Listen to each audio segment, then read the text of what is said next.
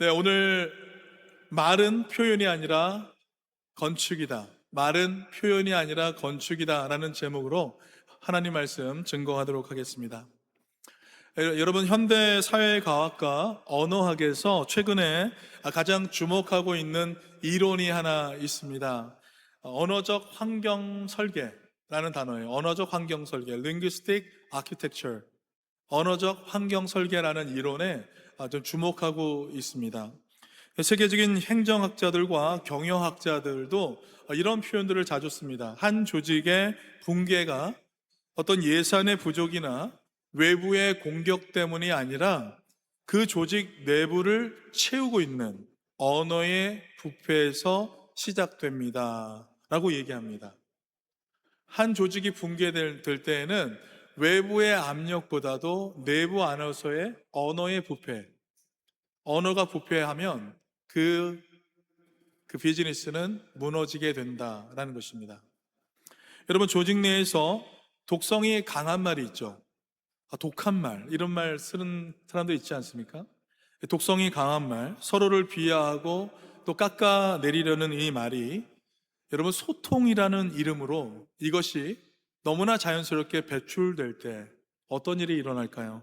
그 조직은 아무리 화려한 그 시스템을 갖추고 있다 하더라도 내부에서부터 콘크리트가 조금씩 부서지듯이 참혹하게 무너져 내릴 것이다. 이런 의미가 아닐까 생각이 됩니다. 여러분, 최근 세계적인 기업 스타벅스 코리아 사태를 좀 아시나요? 무심코 내걸었던 광고 카피 한 줄이 대중들의 공분을 사면서 브랜드 전체의 신뢰도를 순식간에 추락시키고 있습니다. 수조 원의 가치를 가진 이 초기업조차도 고작 한 문장의 잘못된 언어 설계 때문에 내부의 골조가 흔들리고 무너질 수 있다는 엄중한 경고를 우리는 보고 있는 것입니다. 여러분, 역사 속에서는 어떨까요? 2차 세계대전 당시에 프랑스는 독일의 침공을 막기 위해서 당대 최고의 토목공업 기술과 천문학적인 이 돈을 들여서 철공 요새인 마지노선을 구축했어요. 여러분, 마지노선 많이 들어보셨죠? 이게 우리의 마지노선이다. 여러분, 이 마지노선의 원래 이름이 마지노트 라인, 그 마지노트이라는 프랑스 국방장관의 이름을 따서 마지노트 라인이라고 이름이 지어졌다는 거예요. 그런데 여러분, 이것은 눈에 보이는 건축물로는 정말 완벽한 방어벽, 이것을 가리켜서 마지노선이라고 불렀습니다. 그런데 여러분, 이 난공불락의 요새를 무너뜨린 것은 독일의 강력한 대포가 아니었습니다.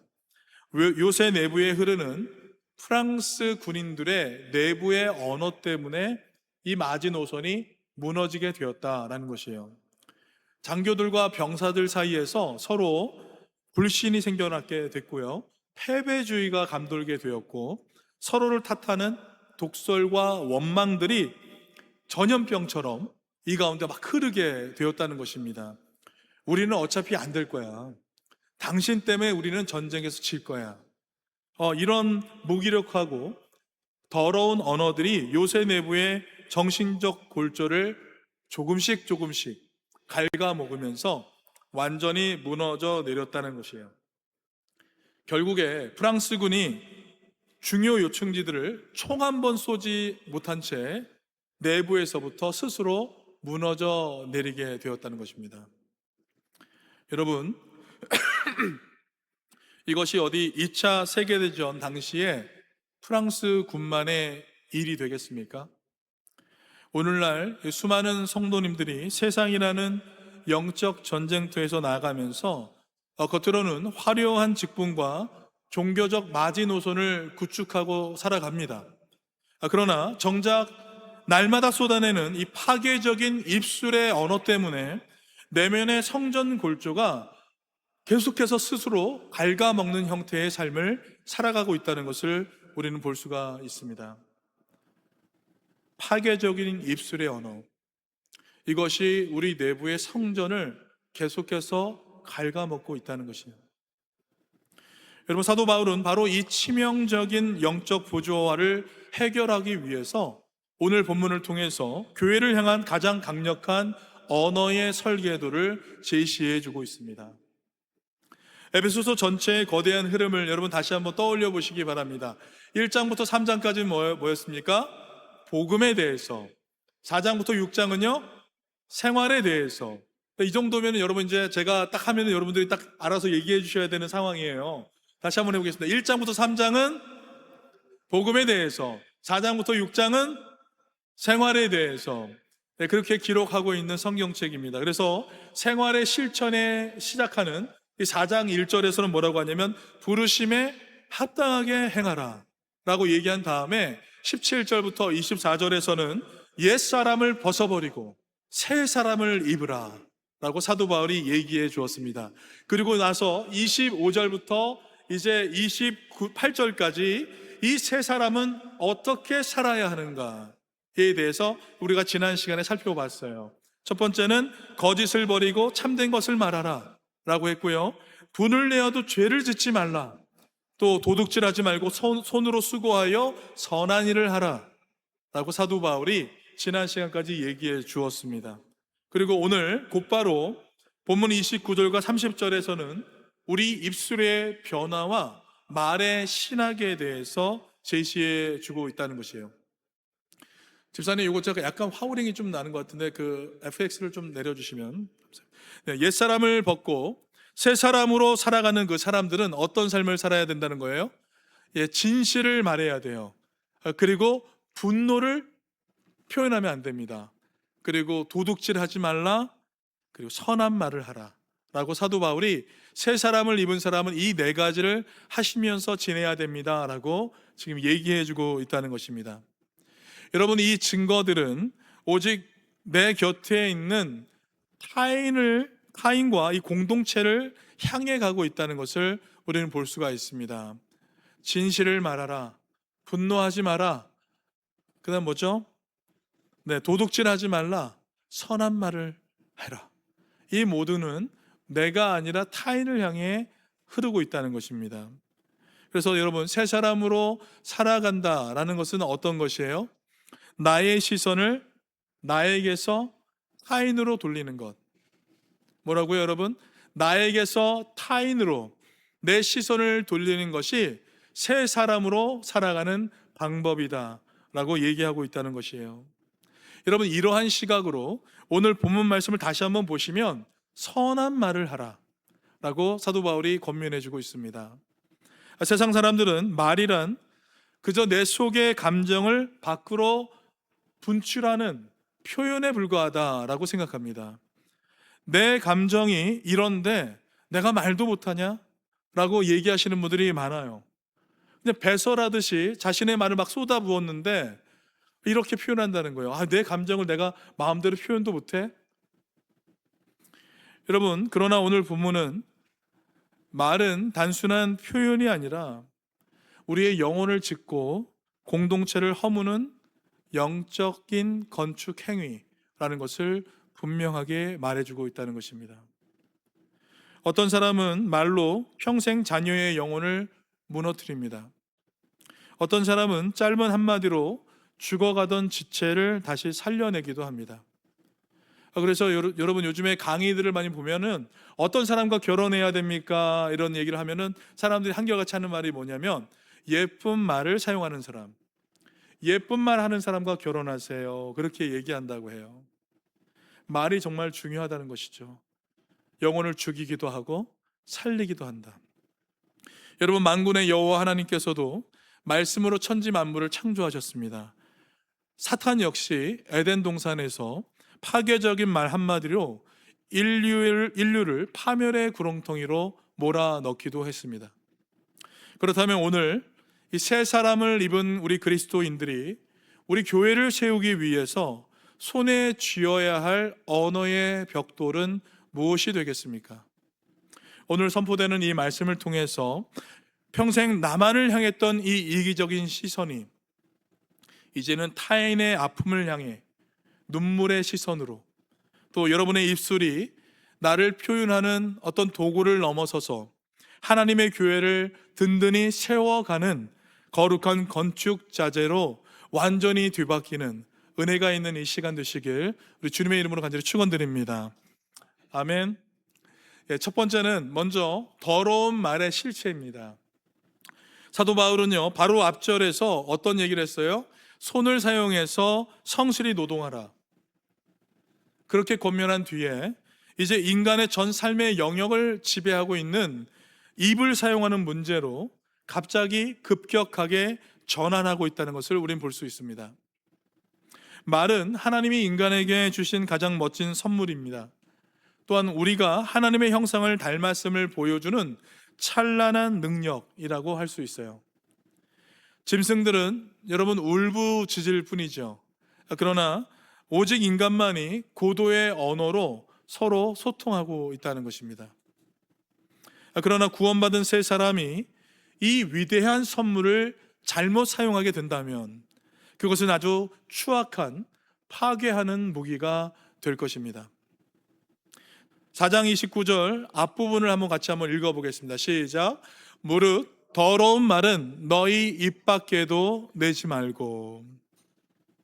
여러분, 여기서 사도 바울이 금지한 이 더러운 말의 헬라어 원어는요, 사프로스라는 단어예요. 한번 따라해 보시겠습니까? 사프로스. 다 같이 한번 따라해 보세요. 사프로스.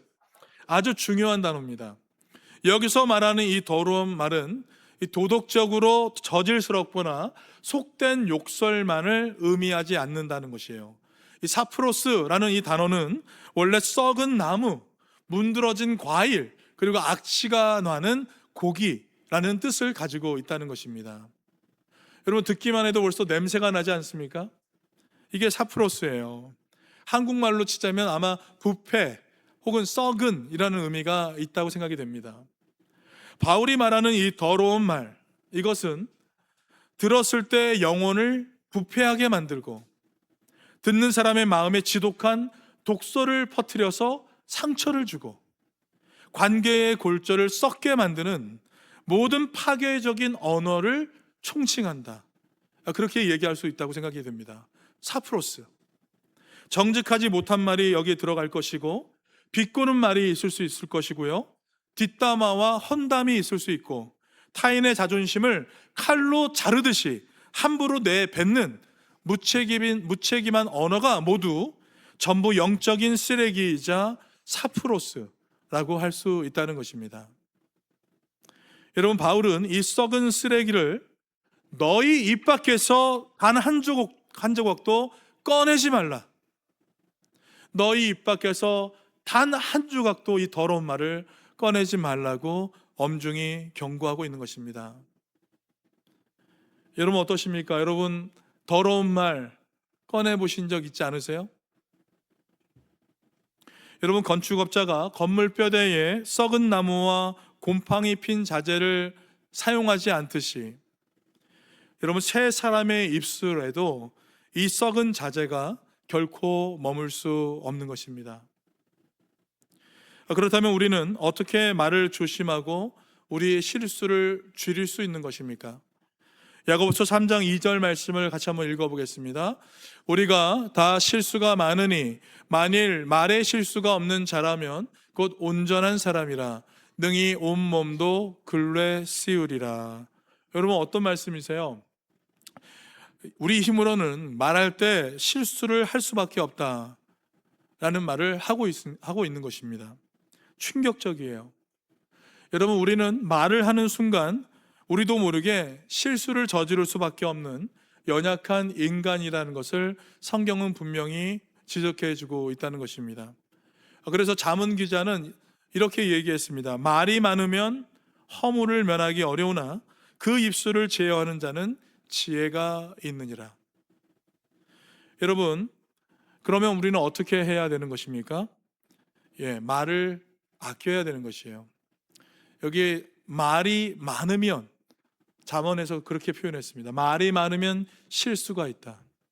그래서 여러분, 우리는 말을 아껴서 우리의 허물을 면해야 한다라는 것이에요. 우리의 입술이 자꾸만 여러분 사프로스, 이 썩은 말을 배출하는 그 이유는 무엇일까요? 왜 자꾸 썩은 말들을 내 입 밖에서 내게 되는 것일까? 그것은 내 마음의 중심에 억울함과 시기와 이 분노라는 썩은 웅덩이를 그대로 방치해 두었기 때문입니다. 이것을 해결해야 합니다. 내 감정을 있는 그대로 표출하는 것이 솔직함이다. 여러분, 이렇게 말하는 시대적 사조를 우리는 조심해야 할 것입니다. 여러분, 그것은 솔직함이 아니라 영적인 배설이며 공동체의 기초를 무너뜨리는 테러 행위가 되는 것이에요. 오늘 내 입술의 문에 여러분 파수꾼을 세우시길 바랍니다. 내 안에 썩은 자재들을 예수의 보혈 앞에 철저히 쏟아내어서 이것을 차단하는 우리 모두 되길 간절히 소망합니다. 여러분의 입술에서 모든 썩고 부패한 언어의 자재들이 완전히 청소되고 정결한 하늘의 언어만 가득하게 되시길 우리 주 예수 그리스도의 이름으로 간절히 축원합니다. 두 번째는 29절 하반절에 덕을 세우는 선한 말이에요. 썩은 자재를 버리라 라고 얘기했던 사도 바울은 이제 교회를 세울 건축 자재를 얘기해 주고 있습니다. 우리 하반절 말씀 같이 한번 읽겠습니다. 오직 덕을 세우는데 소용되는 대로 선한 말을 하여 듣는 자들에게 은혜를 끼치게 하라. 아멘. 여러분, 여기서 덕을 세우다 라는 이 단어가 오이코노메라는 단어예요. 이 단어는 건축 전문 용어입니다. 집을 짓고 성벽을 쌓아 올리고 무너진 구조물을 보수할 때 사용하는 단어였습니다. 사도 바울은 우리의 입술을 향해서 지금 이 단어 오이코노베라는 단어를 사용하고 있다는 거예요. 그래서 우리 입술을 가리켜서 언어의 벽돌공이다 이렇게 표현하고 있는 것입니다. 같이 한번 읽어볼까요? 시작. 우리의 입술은 언어의 벽돌공입니다. 우리가 뱉은 한마디는 우리 지체의 영혼이라는 성전에 벽돌 한 장을 얻는 거룩한 노동이다 라고 표현할 수 있다는 것이에요. 여러분, 너무 멋지지 않습니까? 내가 뱉은 말 한마디가 내 앞에 있는 영혼의 그 거기에 건축하는 한 장의 벽돌을 쌓는 것이다. 여러분, 그래서 한번 저를 따라해 보시겠습니까? 나는 언어의 벽돌공입니다. 그렇게 우리가 고백하며 살아야 될 것입니다. 다시 한번 읽어보겠습니다. 시작. 나는 언어의 벽돌공입니다. 아멘. 옆에 분들 축복하면서 당신은 언어의 벽돌공입니다. 이렇게 한번 고백해 볼까요? 당신은 언어의 벽돌공입니다. 여러분, 부부 사이에도 이렇게 어떤 문제가 발생했을 때 이걸 좀 떠올리시면 좋겠어요. 여보, 당신은 언어의 벽돌공이에요. 이렇게 얘기하시면 얼마나 좋겠어요. 그래서 남편이나 아내가 이렇게 배우자에게 얘기할 때 벽돌을 하나 쌓듯이 조심스럽게 얘기한다면 그 안에 성전이 점점점 세워져 가게 될 것입니다. 그렇다면 구체적으로 우리는 어떤 자재를 사용해야 하는 것일까? 사도 바울이 제시해 주는 것은 선한 말을 하라라는 것이에요. 선한 말. 여기서 선한에 해당하는 이 헬러 단어가 아가토스라는 단어예요. 아가토스. 단순히 착한 말을 하는 것이 아니라 여러분, 유익을 주는 말, 그리고 적절한 꼴을 공급하는 말이에요. 여러분, 그런 거 살면서 느껴보신 적 있죠? 적절한 때 내 영혼을 살리는 말을 해주는 사람, 그런 말을 하라는 것입니다. 그런데 여러분, 바울은 여기에 아주 독특한 조건을 앞에 붙이게 됩니다. 바로 소용되는 대로 하라라는 것이에요. 이 소용되는 대로라는 의미는요, 그 순간에 필요에 딱 맞게 말을 하라라는 것이에요. 순간의 필요에 딱 맞게. 여러분, 아무리 좋은 격려와 바른 말이라도 타이밍과 상황에 맞지 않으면 어떻게 돼요? 도리어 상처가 되는 경우가 너무나 많습니다. 얼마 전에 한 성도님께서 이런 얘기를 해주셨어요. 저 너무 재밌었는데, 충고와 잔소리의 차이가 뭔지 아십니까? 그러시더라고요. 여러분 아세요? 충고와 잔소리의 차이. 그래서 저는 속으로 내가 하면 충고고 네가 하면 잔소리다. 이렇게 답이 나올 줄 알았는데 전혀 다른 말씀을 하시더라고요. 이 충고와 잔소리의 차이. 내가 물어봤을 때 말해주면 충고요. 묻지도 않았는데 얘기하면 잔소리다. 그렇게 얘기하시더라고요. 그럼 맞습니까? 예, 내가 묻지도 않았는데 자꾸 얘기해. 잔소리죠. 여러분, 우리가 말을 할 때 어떤 내용, 좋은 말, 어떤 내용에 대한 말을 하는 것보다 어떤 말투와 태도, 그리고 어떤 타이밍에 하는가, 이것이 훨씬 더 중요할 때가 더 많습니다. 오늘 본문이 말하는 이 더러운 말과 선한 말의 차이는 여러분 단지 내용에만 국한되어 있지 않다는 거예요. 선한 말 해야지 아무 때나 하라는 게 아니라는 것이죠. 내용 자체는 교리적으로 완벽하고 선할지라도 그것을 담아내는 내 말투에 가시가 돋쳐 있고 내 태도가 교만하면서 상대방이 전혀 들을 준비가 되어 있지 않은 잘못된 그 타이밍에 이것을 쏟아 부어 버린다면 여러분, 그 선한 말조차도 결국 상대방의 영혼을 사정없이 찔러 쪼개는 잔인한 도끼가 된다는 것을 우리는 기억해야 할 것입니다. 메신저나 문자로 소통을 할 때도 그렇지 않습니까, 여러분? 텍스트로만 볼 때는 감정이 느껴지지 않아서 오해가 생기다가도 직접 만나서 얘기해 보면 온유한 목소리로 이 내용이 변한다는 것을 우리는 경험합니다. 또 반대로 좋은 의도로 시작한 대화가 거친 말투와 일반적인 그 타이밍 때문에 씻을 수 없는 상처가 될 때도 너무나 많이 있습니다. 그렇기에 여러분, 진짜 언어의 건축가는 누구예요? 단지 좋은 내용만 고르는 사람이 결코 아니라는 것이에요.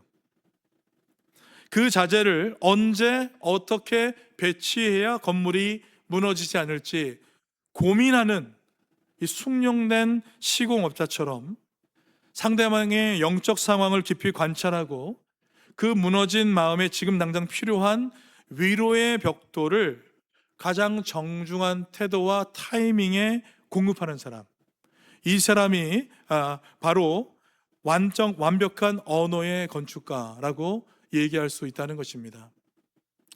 그렇게 될 때 여러분, 우리의 말은 내용과 형식을 모두 갖추어서 듣는 자들에게 하나님의 압도적인 은혜를 끼치는, 은혜를 배달하는 완벽한 통로가 될 줄 믿습니다. 잠언 12장 18절 말씀 우리 같이 한번 읽어볼까요? 시작. 칼로 찌름같이 함부로 말하는 자가 있거니와 지혜로운 자의 혀는 양약과 같으니라. 아멘.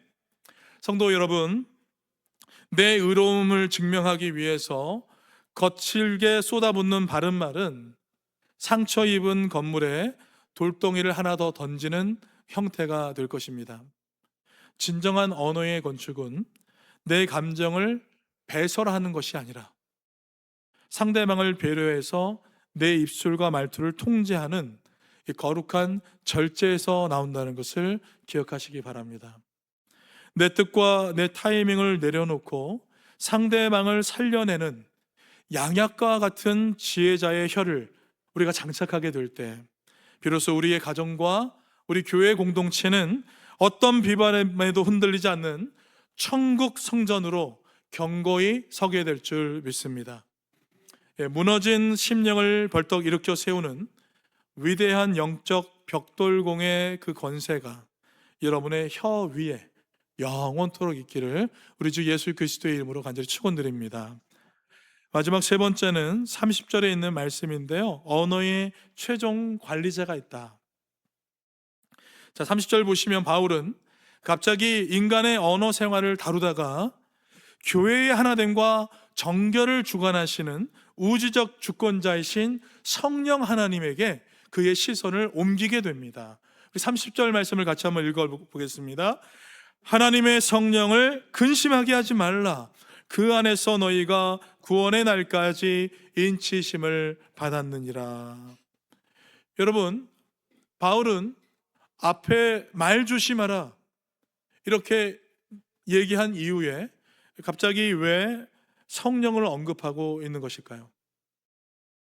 사도 바울은 여러분 우리 인간의 말 뒤에 역사하는 보이지 않는 인격적 존재에 대해서 언제나 의식하고 있었습니다.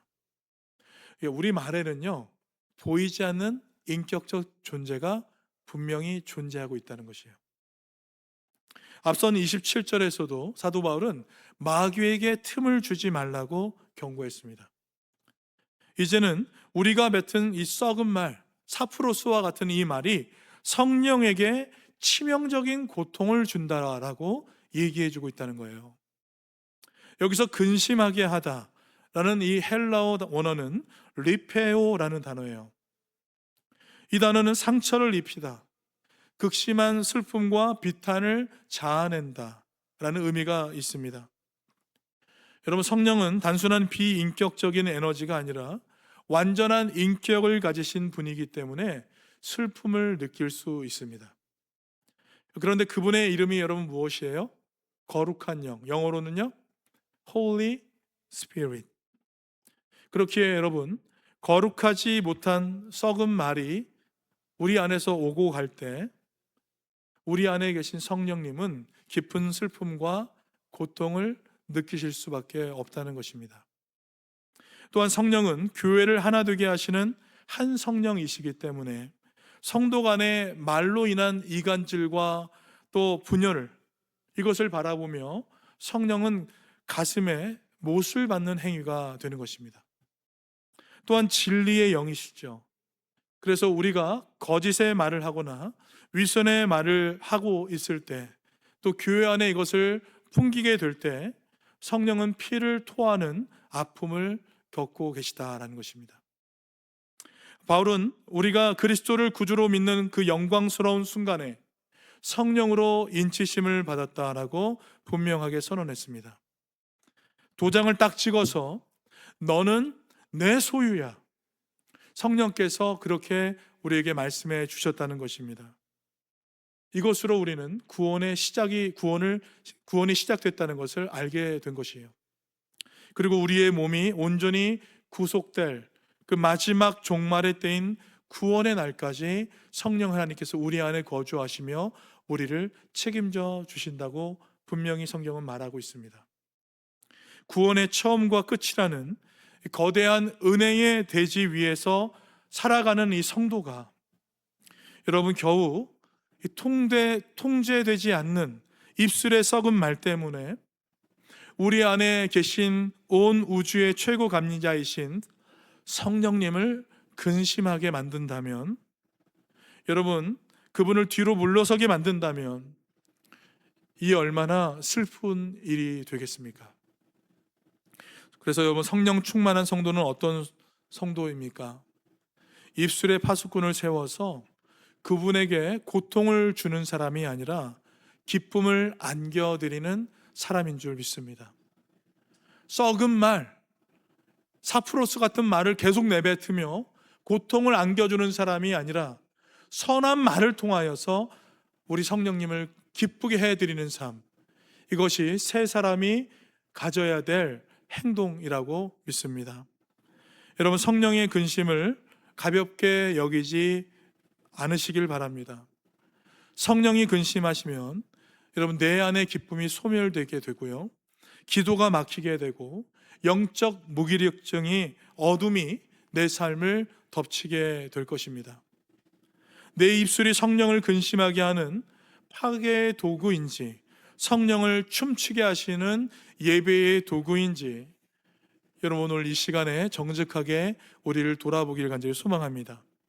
사탄의 속임수를 예수의 이름으로 끊어버리시고 여러분 매 순간 내 입술에 최종 감리자이신 성령의 임재 앞에 코람데오, 이 신앙을 가지고 살아가는 저와 여러분의 신앙 되기를 간절히 소망합니다.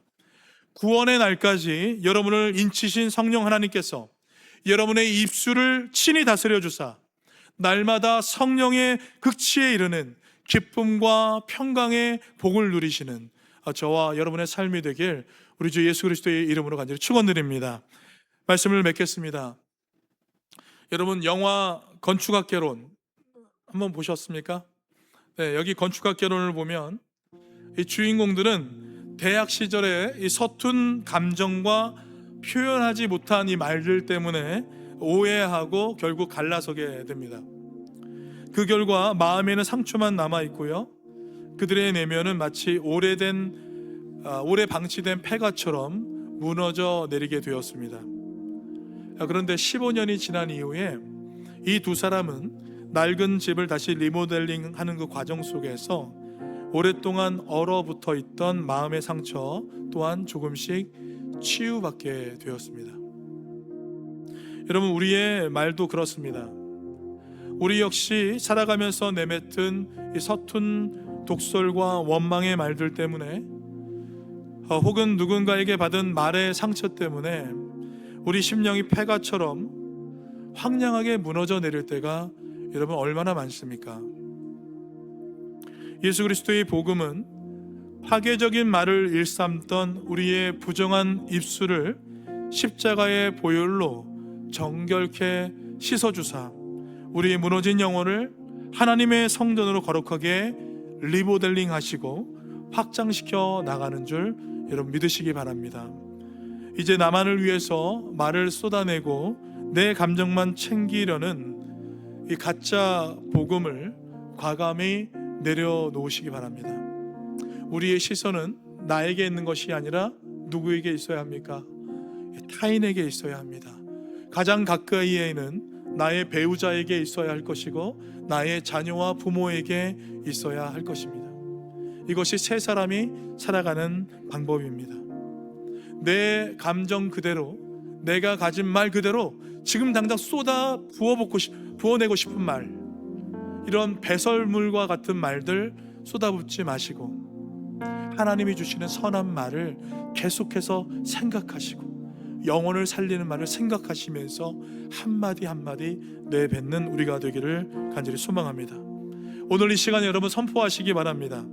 내 일터와 가정은 내 감정을 배설하는 자리가 아니고 살아계신 하나님의 거룩한 예배의 제단이요 영혼을 세우는 건축의 현장이다. 할렐루야. 우리 같이 한번 읽어보겠습니다. 시작. 내 일터와 가정은 내 감정을 배설하는 자리가 아니고 살아계신 하나님의 거룩한 예배의 제단이요 영혼을 세우는 건축의 현장이다. 아멘. 여러분, 이제 여러분의 가정과 일터에서 사람을 무너뜨리는 그 말이 아니라 덕을 세우는 선한 벽돌을 쌓아가는 선한 벽돌공 되시길 간절히 소망합니다. 말의 용도를 바꾸는 위대한 거룩한 행진, 이 행진을 우리 모두가 손을 잡고 함께 걸어가기를 우리 주 예수 그리스도의 이름으로 간절히 축원드립니다.